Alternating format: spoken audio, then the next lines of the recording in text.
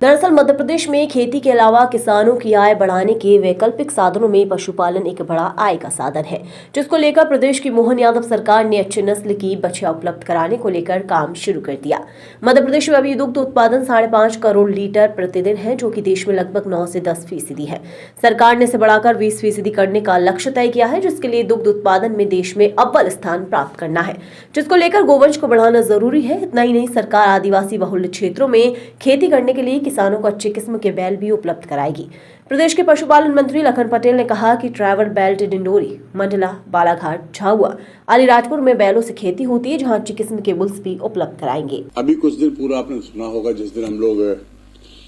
यहाँ पर बेड़खेड़ी में एक गौशाला के भूमि पूजन के समय गए थे, जहां पर लगभग 15 करोड़ की लागत से एक अच्छी नई तकनीक से बनाई गई गौशाला बना रहे हैं। तो उस समय माननीय मुख्यमंत्री जी ने घोषणा की है कि जो हमारे पास बछिया हैं, अच्छी किस्म की बछिया लोगों को पालने को देंगे, जिससे नस्ल सुधार में गति आएगी और उसमें लोगों का इंटरेस्ट भी बढ़ेगा।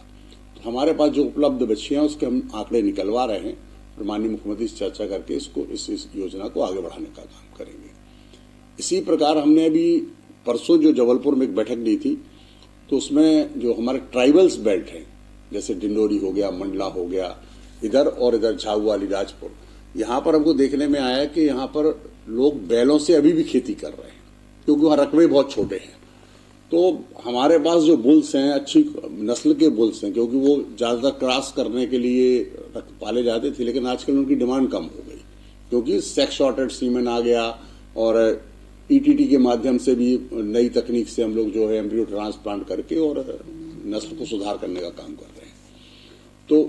उन बुल्स को भी अभी हमने कहा है कि डिमांड निकाल लो उनकी, आदिवासी क्षेत्रों में जहां पर भी जरूरत है बैलों की, तो वो बुल्स हम वहां देंगे, जिससे वहां लोगों का कहीं भी काम होगा और नस्ल तो ठीक है, सुधरेगी, खेती के काम में भी वो ले सकेंगे उनको।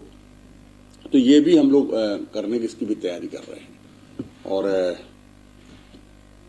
अभी हमारे माननीय मुख्यमंत्री जी विदेश यात्रा पर हैं, यात्रा क्या कहना चाहिए, इन्वेस्टर से मिलने के लिए गए,